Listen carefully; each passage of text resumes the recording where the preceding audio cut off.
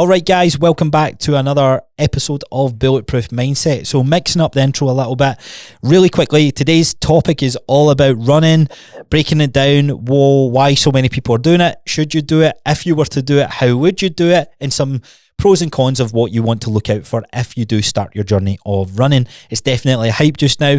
I don't know if that's because my peer group, we have all just turned 30 and we're hitting a midlife crisis, but nevertheless, it is a great episode. What I do want to say, if you get any questions off the back of this, respond to the Spotify poll or message me on Instagram at Coach Crossar.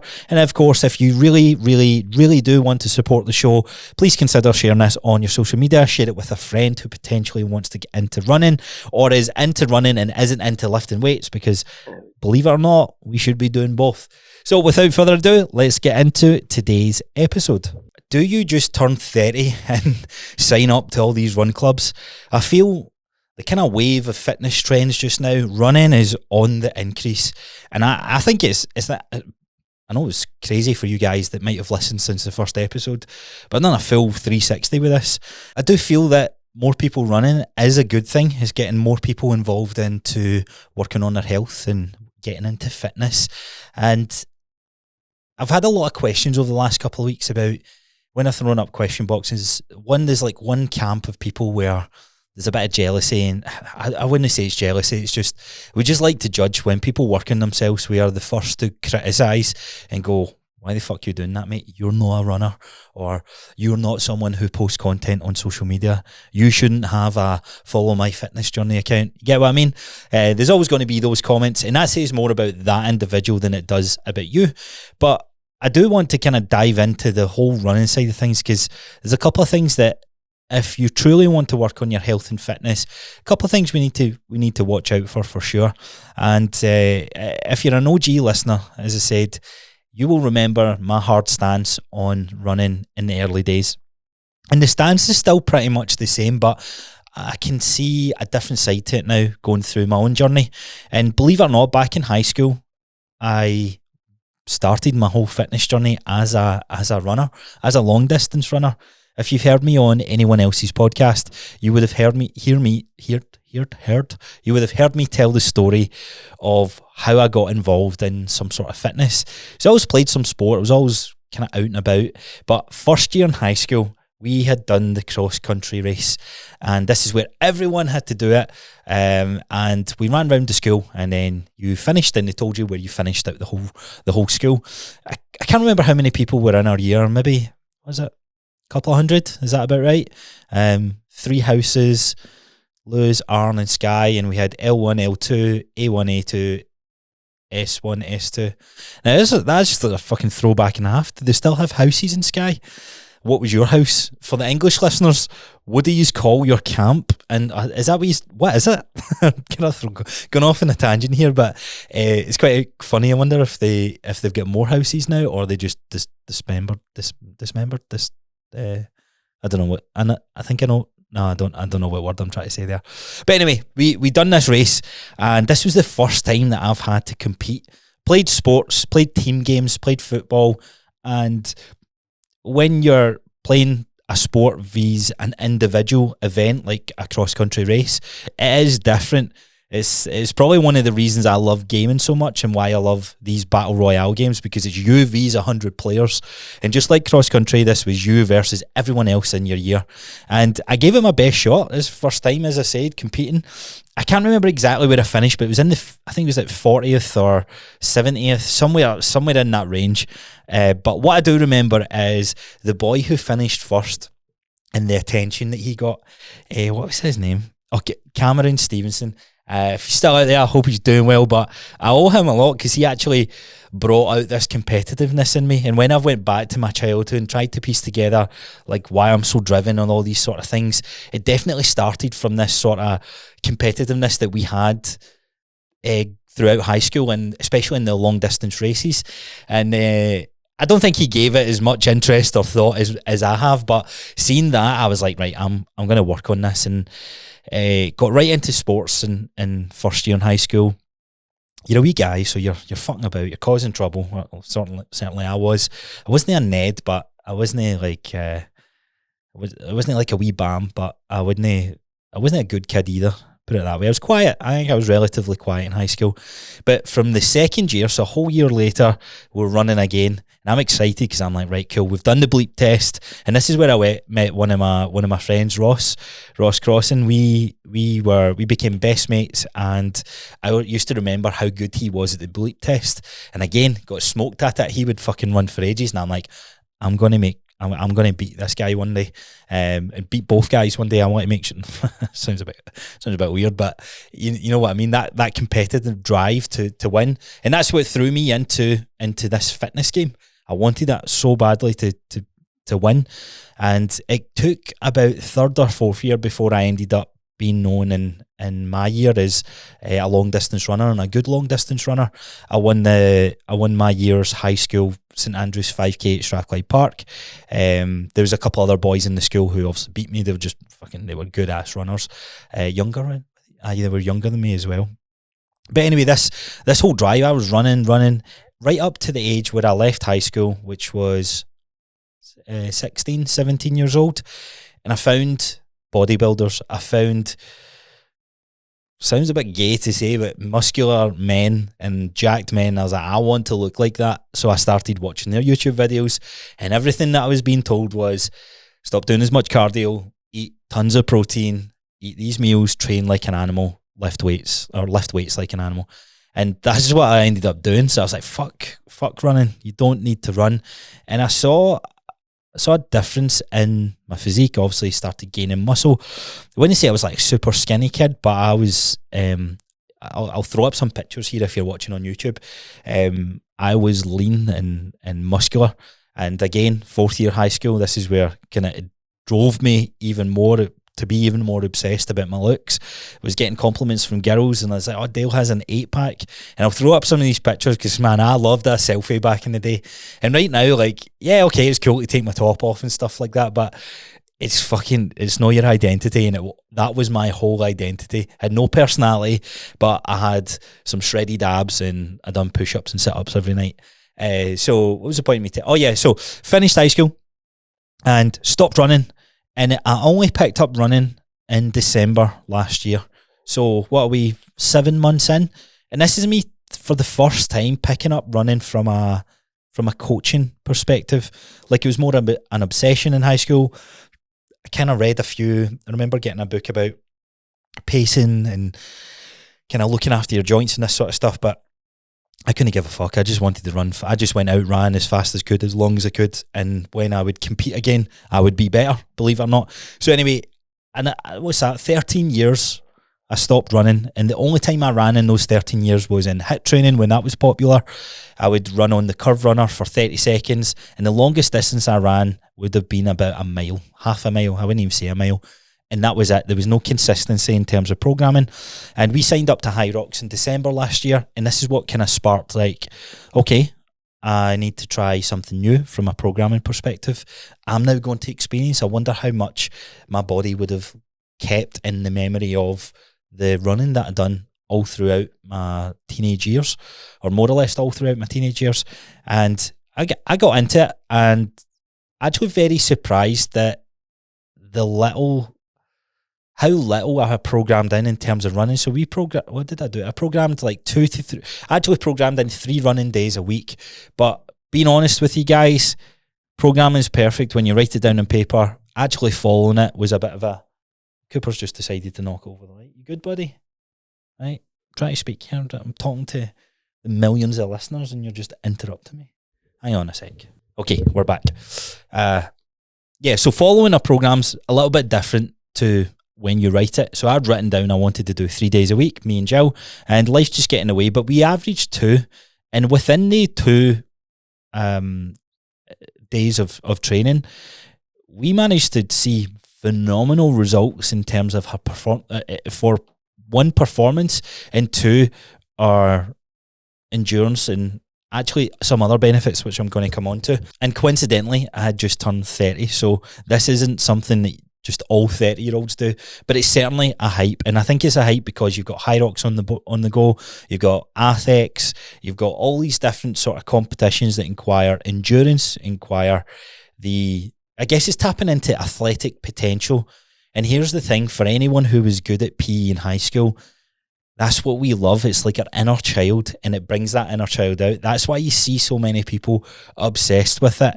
And you can be a bit tongue-in-cheek with it at the start, and you're like, what? Why are they doing that? And it's probably because it reminds us of how athletic we were when we were younger. And this is all hybrid training is. It's just it's a glorified PE class for us who love PE. I was watching one of the CrossFit games, and I was watching it, and I was like, this is class. This is legit just a fucking high-end competitiveness PE competition. And that's what it reminds me of anyway. I guess it'll be interesting to see what you guys think as well. And I think with all these different quote-unquote sports happening, it's bringing out more of, or it's allowing people to reignite a spark that was maybe within them when they were younger and they used to do a lot of running like me.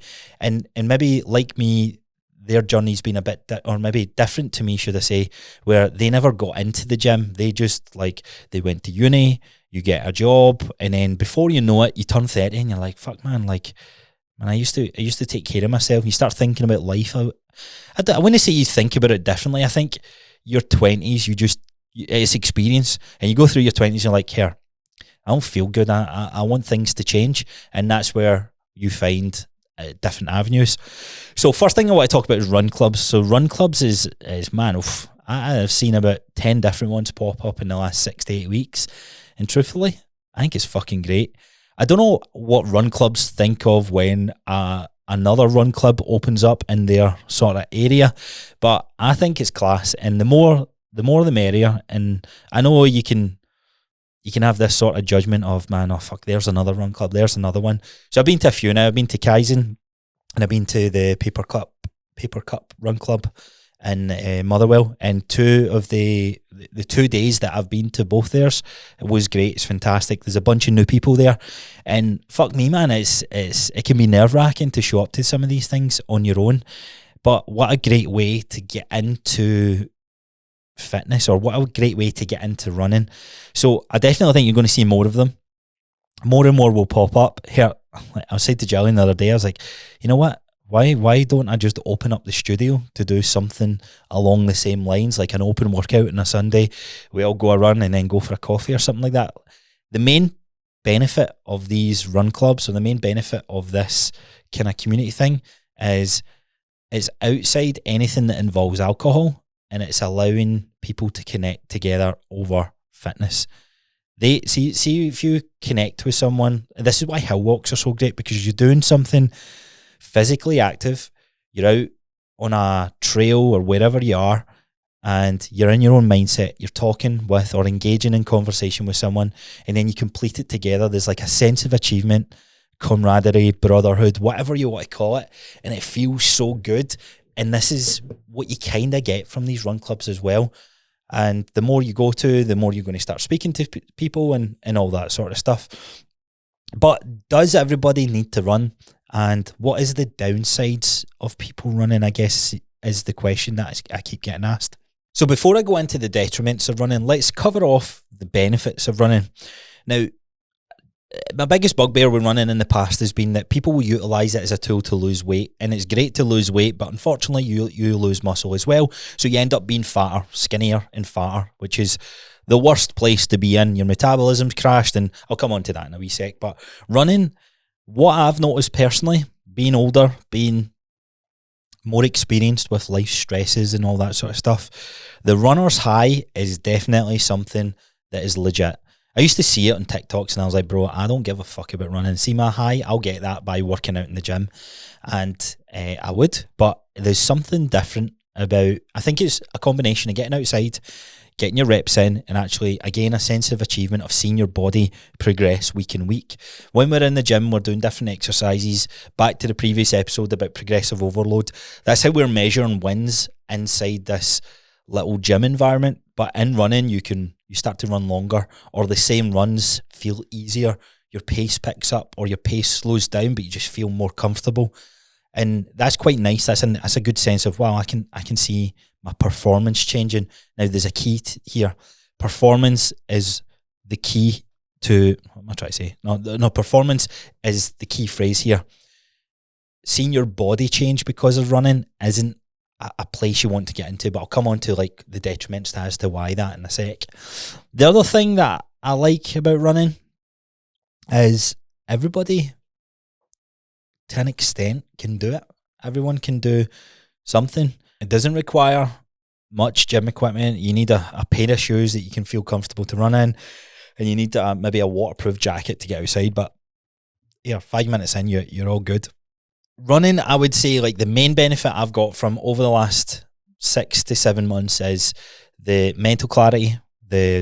Again, it aids into why I lift weights as well, but just kind of working on myself and doing something for myself makes me feel good. It makes me a better husband. It makes me a better podcaster.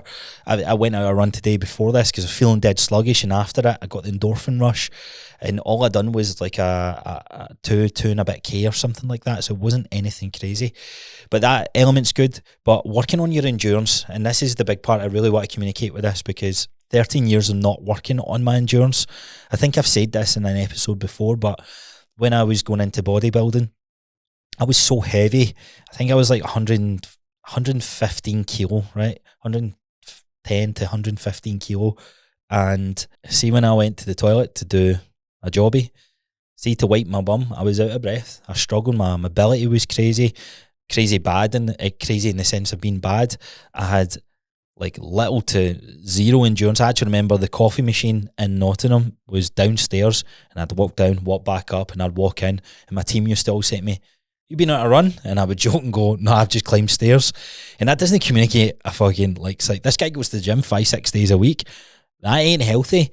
And this is where my journey started to change a little bit. Weirdly enough, I never got into running at this point, but I worked on my mobility and I changed up my programming because I was just like bodybuilding split 5-6 days a week.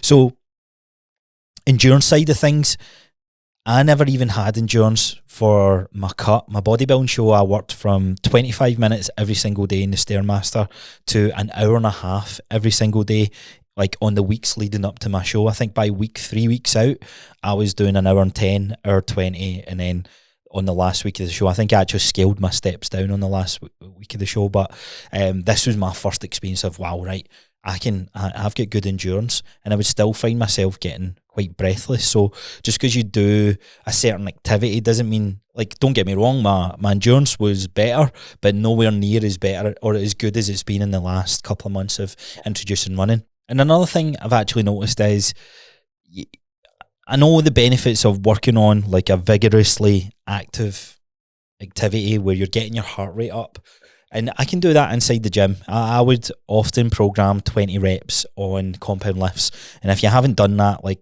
that is a way to tap into the same elements of running, but not have to go a 10k or 5k. You can do it inside of a set of squats. So I would program like 3 sets of squats, 15 to 20 reps, and maybe shorten the rest period of 30 seconds. And I was being smart with my programming when I got into running.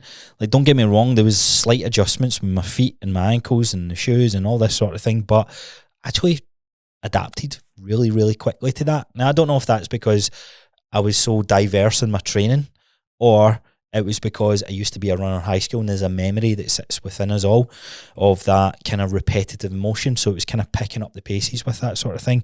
Now, don't get me wrong, when I started to do this was like, I think week 1 we done what did we do? I think we tried a 5k once, and it was like, man, my heart feels like it's got to jump out its chest. But by the next one, it was already better. And that's the great thing about endurance. You can pick up, like, I can take any one of you guys listening to this just now, and you might quote unquote say your endurance is terrible, you're not a great runner, and within the space of 3 to 4 weeks, I can get you running comfortably. And I'm going to take you through like what I would do if this is something that you're interested in. But I just want to communicate, like, look, there's so many benefits to working on your heart rate getting elevated. And yes, that happens in the gym, but seeing a constant state where your heart rate sits above 120 beats or sits above 150 beats, we call this zone 2, zone 3, max heart rate, like different zones of where your heart rate sits. This really helps tap into the longevity aspect of health and fitness. And it's one thing I've let's be honest, I have been missing over my 20s. From the age of 20 to 30, Now, I'm grateful that I had some common sense to program in different ways to get into that. For example, sled drives. If anyone's done sled drives, that bitch gets your fucking heart rate up. And I would do sled drives for 10, 15 minutes. And I've done this with some clients as well, where I've programmed that because they're like, here, I hate running. Or they don't have the ability to run as well. And that's okay. But getting to a stage where you can, I think it's a good goal to have in mind. So running overall has great benefits to longevity, to your heart health, to your overall mental clarity. However, it does have some detriments, and this is the one thing that I'm a little bit worried with so many people picking up running. And I hope that this podcast somehow reaches them. So if you are listening to this and you think the advice that I'm giving that you agree with, then please do us a favour and share it with a friend, family member, or just to your social media. It would mean the world to me. Anyway, let's get on to the detriments then. So the downside of running is the signal that it sends to our body is what we call catabolic. So it means that our bodies want to get more efficient at the calories that it's using, the fuel that's in our body. So let's take an example, okay? So let's say someone eats 2,000 calories every single day and they do not run. This was my issue with people picking up running in the past, or what I would see in gyms, and try to engage in this conversation, man. I know it was hard, but the idea of, okay, my body's burning, or I'm eating 2,000 calories, I'm not gaining weight, I'm not losing weight, but what I'm going to do is label this cardiovascular activity on top of that, which is catabolic, which means my body is going to utilize fat, muscle, and get more efficient with the energy that's inside me.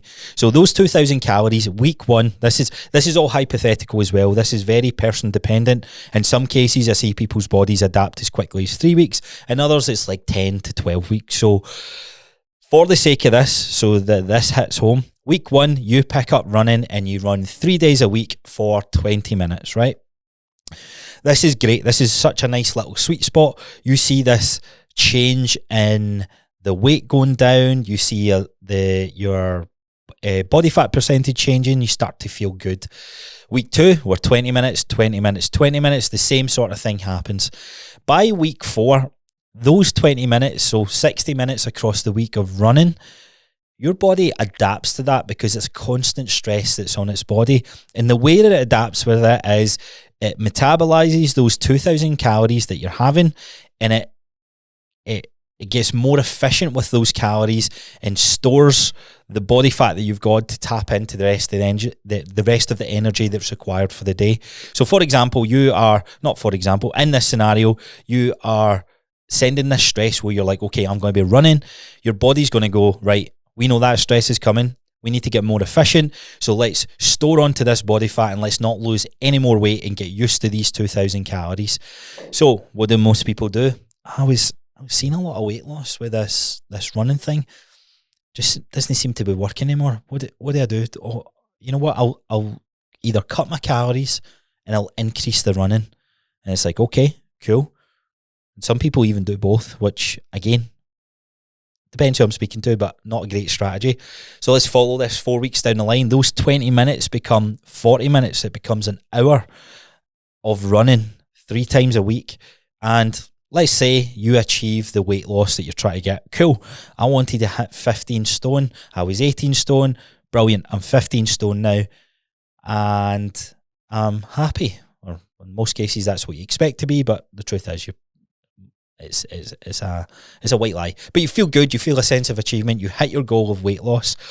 Problem being, your body's now adapted to, let's say you reduce the 2,000 calories to 1,800 calories. So your body's got 1,800 calories of that it will efficiently metabolize, and it's expecting you to send a stress with 1 hour of running 3 times a week. Now here's where it gets interesting. Life gets in the way. You're not able to do those 3 times a week, or because you've hit your goal, you're like, right, okay, I'm going to pivot and change into something else. I don't really care about this running game anymore. Well, week 1, the weight starts to creep up. Week 2, the weight starts to creep up. if you do not adjust your calories at this point, because the activity that you're sending, if you take that away, it's expecting, your body's adapted, it's expecting to complete that activity, and by not doing it, then your body is going to store more body weight, because the calories that your body now needs isn't as high as 1800. It's probably more likely, I don't know, like 1400 in this sense.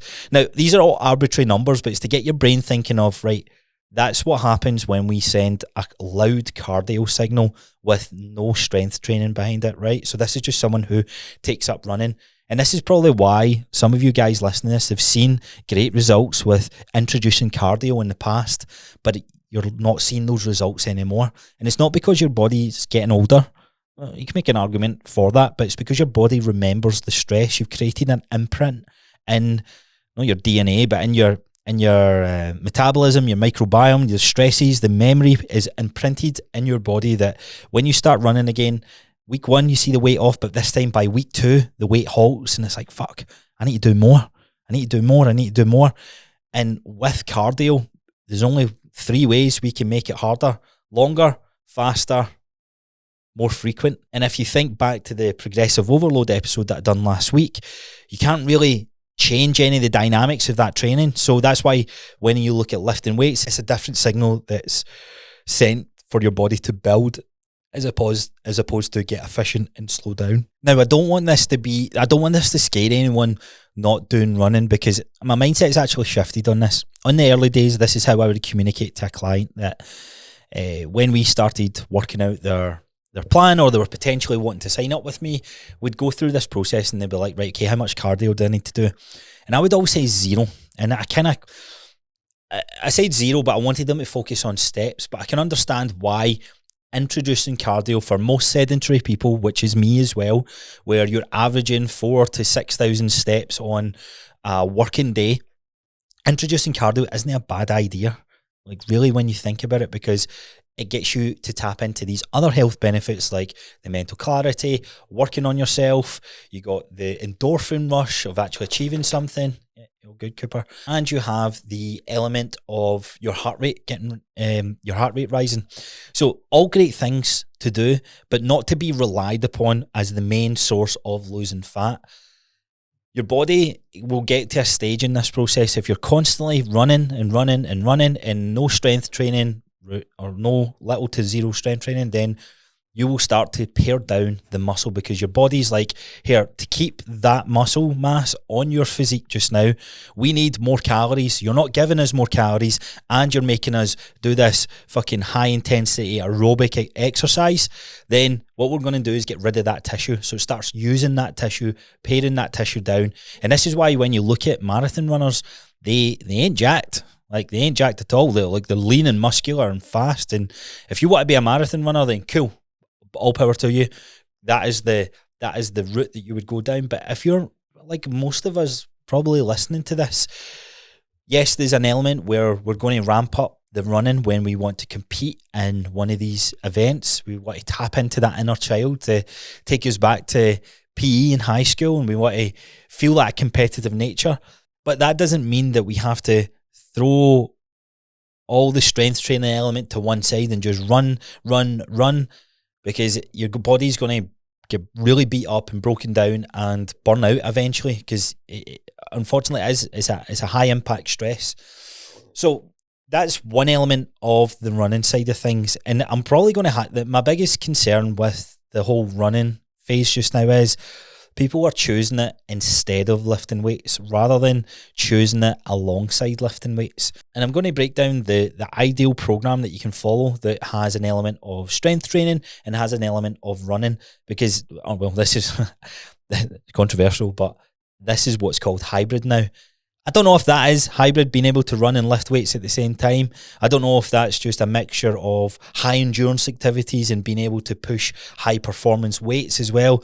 I honestly don't know what hybrid means in this day and age, and it will be good to maybe do a future episode and dive deeper into it. But let's, for the sake of this, just call this hybrid training. So I'll come on to that in a little sec. But the other problem the other concern I have with people ramping up the running is the ability to run. Now, hear me out in this one. Not I want to be careful how I position this, because I'm not judging. I'm by all means not judging. I'm just aware. I'm a coach. Like, when I'm in a gym, I'm aware of my surroundings. I'm looking at everyone, how they're training, and it's not that I'm judging their training. If I see anyone like feel like they're going to like really hurt themselves, then I'll probably step in and say something. But you're aware, you're having a look about. And when I'm running, or I'm out running, or I see people running, it's baffling how many people have lost the ability to run with good form. You may think, like it's just running, like move your legs and go for it. But you'll see people where they run and their legs will swing out to the side, or they'll inwardly cave. And it's not a huge bad thing, but that constant impact into the ground, if you're not aware of that and you're not doing anything to combat that from a mobility perspective, and then strengthen it from a weight training perspective, then guess what? You're going to get injured. It's guaranteed that individual will get injured at some point, because what do we do in running? We scale up by doing more and doing it more often and doing it harder and longer. It's the only lever to pull on. So if you really, really love running, then being aware of how you run, and it can be really awkward to have this conversation. A couple of clients, I've made them go on treadmills. When I say made them, like this, they wanted to run. They were like, I don't know if I can run. I was like, well, let's look at your form first. Just like how I would on a squat. I'm not putting 100 kilos on their back and getting them to squat. I'm saying, do a body weight squat for me. And this is what people do when they go run clubs. Oh, it's just an easy 5K. 5K is fucking hard, right? Start with half a K. Why don't you just run for 30 seconds and see how that feels? Because you've not done any running your whole life. And I get you want to go into this, but we need to progress you there. We need to get you confident. We need to assess, do you have the skill down first? So I've done this with there's 3 clients in total I've done this with, where we've worked on their running, and one client had where their hips, they would swing out from their hips instead of lifting their knees up. And you can be very dogmatic with the best technical, the most technically sound way to run, but ultimately our bodies, the human bodies, are all different shapes and sizes, and how we move is exactly the same as well. We all move differently, and we need to be aware of that first of all, but see what is the capabilities of how we can change things about. So what I would do with this client, the inward rotation of their hips would basically just mean their knees were caving in every time they ran, and when they made connection with their ground, their foot, imagine a clock in front of you, rather than the feet connecting in this sort of 12, like the both feet facing the 12 arrow, their feet were actually facing, like the right foot would face, I can't even imagine a clock now. The right foot would face like 9 o'clock and the left foot would face like 3 o'clock. So this inward rotation, and that is a chain reaction response going from the foot all the way up to the knee, all the way up to the hip, and all the muscles, ligaments, and attachments and tendons from the way down. And that then has a chain reaction into your spine, all the way up to your neck. So not that person couldn't run like that. You absolutely can, because your body will get stronger in that plane of motion and it'll get adapted to that. But there will be a time when you push your performance with this, or you go a wee bit harder than what you should have. And that's when it becomes a wee bit more dangerous, where you can hurt yourself, you can pull your Achilles, you can pull a muscle, you can tear a tendon, or it can be much worse. So assessing your running, it really should be the step one in all this process. But not many people do that. It's like, and I understand why, because it's not like most of these run clubs are free and all that sort of stuff as well. But it'd be really good to see, or maybe collab with some run clubs and really get emphasis put on, like, here's what we're trying to do when we connect. Like, are you a runner where your heel connects to the ground, or are you a runner that runs in the balls of your feet? What is the right one to do? And getting all into that with someone, and because it's not just running. That's like me saying, I want to get into squatting. It's like, I just squat. And yeah, through repetitions, you get better. But if no one really takes that person on the fundamental mechanics of how to squat, they're going to lose gains on the table. They're going to potentially get injured, and they're not going to build as much strength and muscle as they could have if they got it right from the get-go. So now that I've mentioned that, maybe you'll pay attention to how you run, and is there any imbalances to work on? And that's all it is when it comes down to your body. It's just with that client I had with their hips, that was the story I was actually telling. Yes, Cooper, we get it. You're here too, right? But they had really tight hips from sitting down all day. So we had to work on exercises like 90-90s, work on their ankle mobility, and before you knew it, we managed to change how they ran. Weirdly enough, they walked the same as well, so it started to tap into some of that as well. And yeah, like less back pain and stronger strides, I guess at the end of the day is what it comes down to. But yeah, I mean, as I said, you can be a wee bit dogmatic with that, and I get it. It can be, I guess, a wee bit more on the judgmental side, but if you want to do it right, then you may as well do it right, because just because you have to take a few stepping stones before you reach the 5K or the 10K or the half marathon, then like why we try to speed this process up? Why don't we? The speediest way throughout this process is doing it right and breaking those steps down and working on the technique. Okay, the other thing is the cult following that you can get roped into. And if you went a run, like I've done a few 5Ks, which is nothing, right? But combine that with the first thing in the morning at like 5 to 6 o'clock in the morning, you are an animal. You are better than everyone else. And that is the high that comes with it. And this isn't really a detrimental part. This is just, there's a wee bit tongue in cheek, but it feels good. And it feels so good that you want to tell everybody.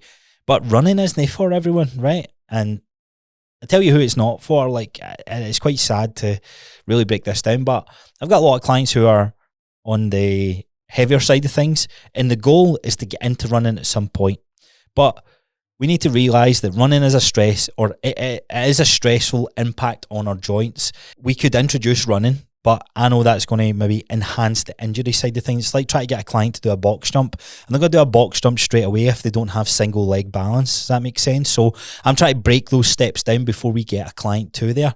And I think a lot of people are getting roped into the running hype because all their friends are doing it, and I think it is great, but I'm also a wee bit cautious of, right, don't feel bad if you don't like doing it. And when I used to ask that question, it's like, oh, I fucking hate running.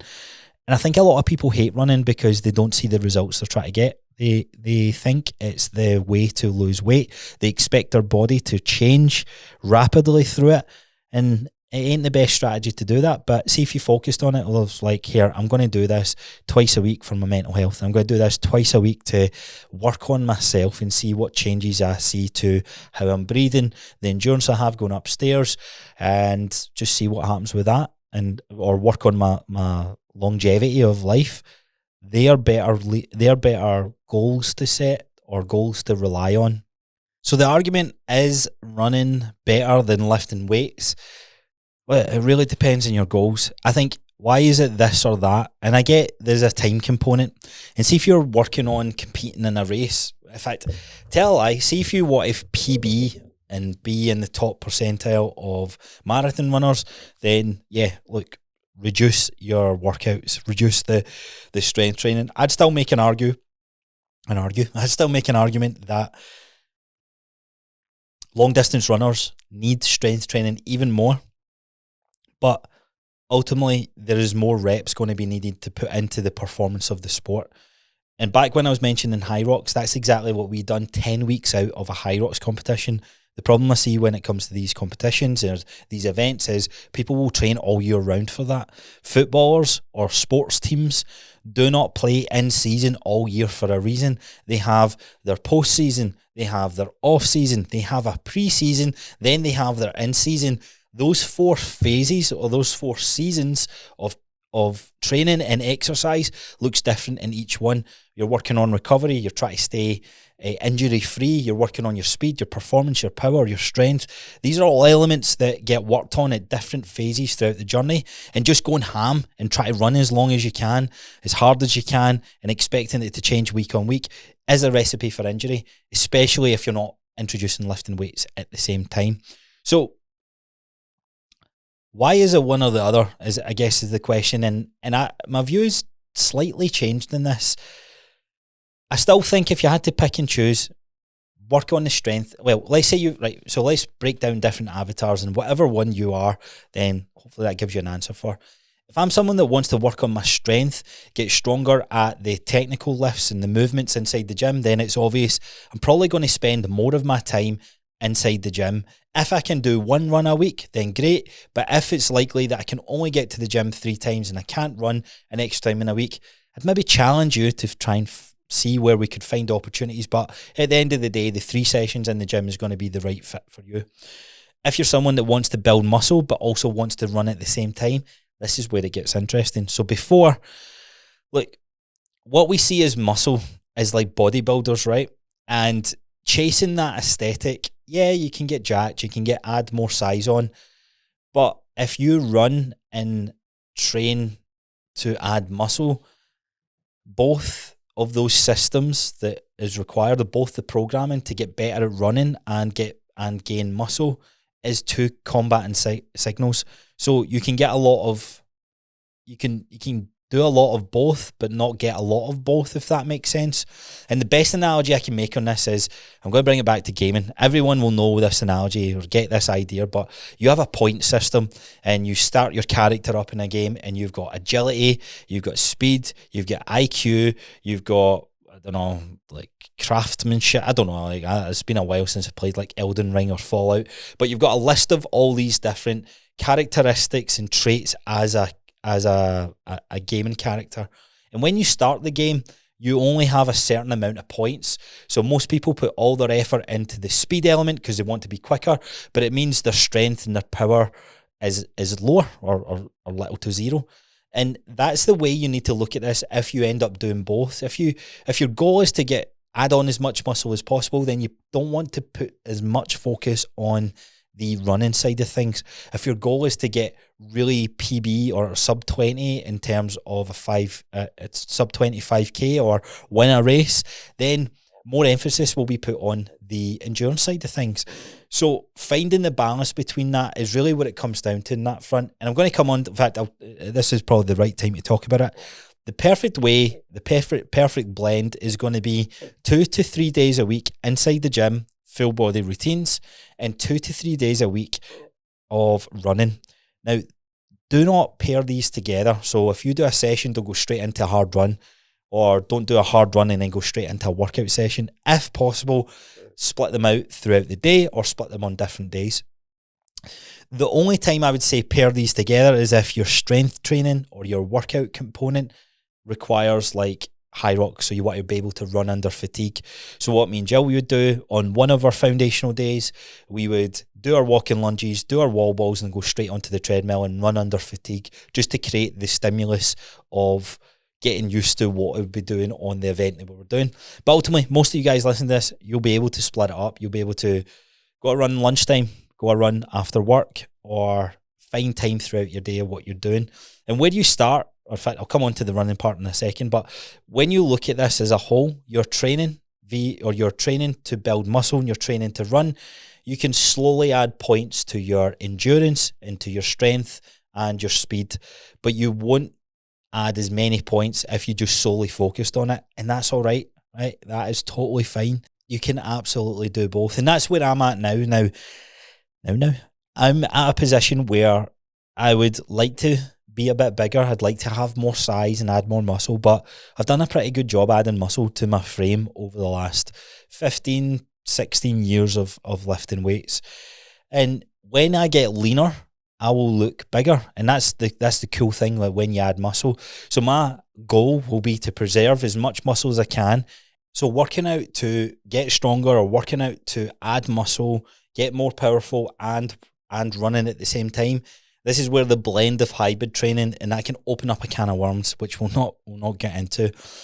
But onto the, I guess the last category. What do you do if you're someone who wants to start running, but you like the gym as well? Or let me make an argument as to why to keep the gym in first. It's a repetitive motion, right? And with that repetitive motion can come wear and tear if there's no strength element. And this is one of the worries that I would really encourage most people that want to get into running to start a strength training journey either before or alongside your running career or whatever you want, your running training schedule. When you break down that repetitive movement, your knee is never going to fully flex. You're never taking your joints through full range of motion in a controlled environment where you can really work on progressively overloading that area of your body to get stronger, to not just add muscle, but to get stronger, strengthen the tendons, and also kind of bulletproofing your joints in a way. There is no other way to do that other than adding a bit of resistance training. And like I promise you, like it's not a holy grail solution, but you will massively reduce your chances of hurting yourself, especially for you guys who absolutely love running.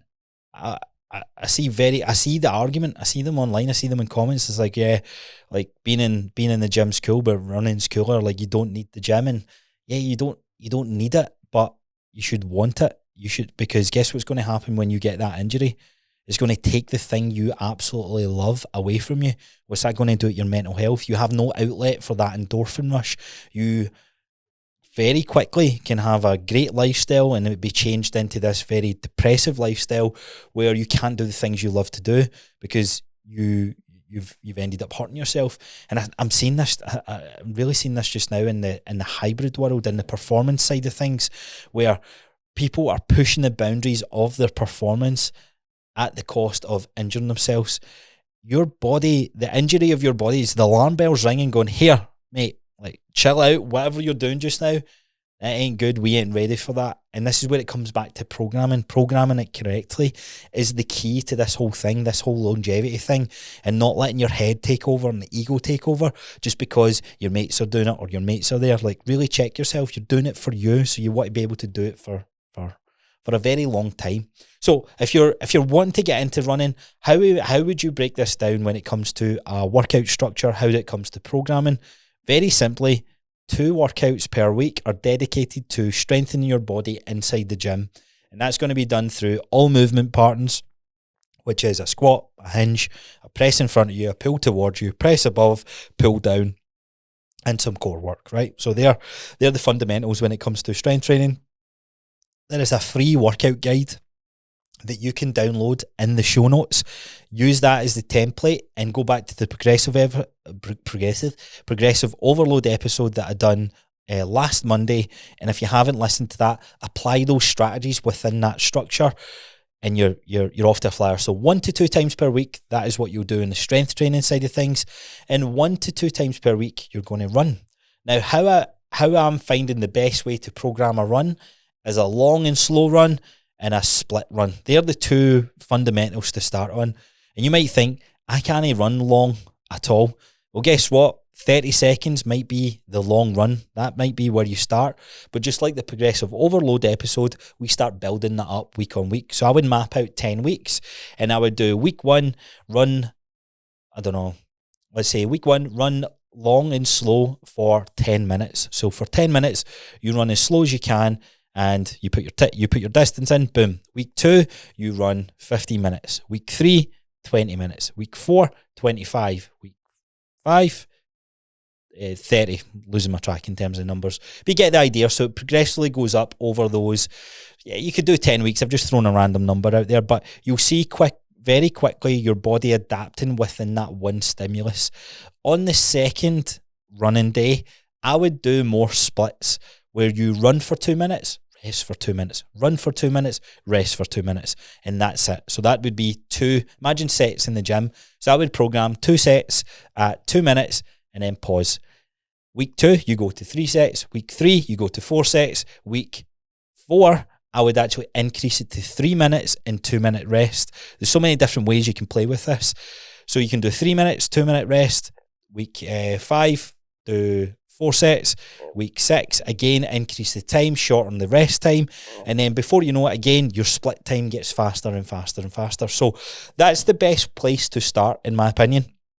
It's what I've done with a handful of clients. It's what I've done for myself. And very quickly and very surprisingly, being able to full body train throughout my High Rocks prep, I generally believe was the main reason why we done pretty well in the High Rocks and me and Jill done. So we got an hour 15, somewhere hour 10, hour 15, and we fucked up because we ran back to a station and wasted like 2-3 minutes arguing in Spanish and all that sort of stuff. But that kind of goes to show you that the power of resistance training really can make us better runners. And what's going to make us better runners is doing them both, right? So don't sleep on the strength training side of things. If you want a guide for that, it's going to be in the description below. Use that as your foundations and message me if you get any questions. So on that note, do you need to run? No. Should you run? It's up to you. It's generally your call. It ain't a bad thing to try and pursue for a bit of time, but ultimately it ain't for everyone, and you can get just as much results as walking, cycling, rowing, swimming, whatever it may be. The same applies to everything that we spoke about. We just swap out running with whatever activity it is that you're deciding to do. And with that being said, I'll wrap up today's episode. Thank you for tuning in. I hope you have a wonderful day, and I will see you on the next episode.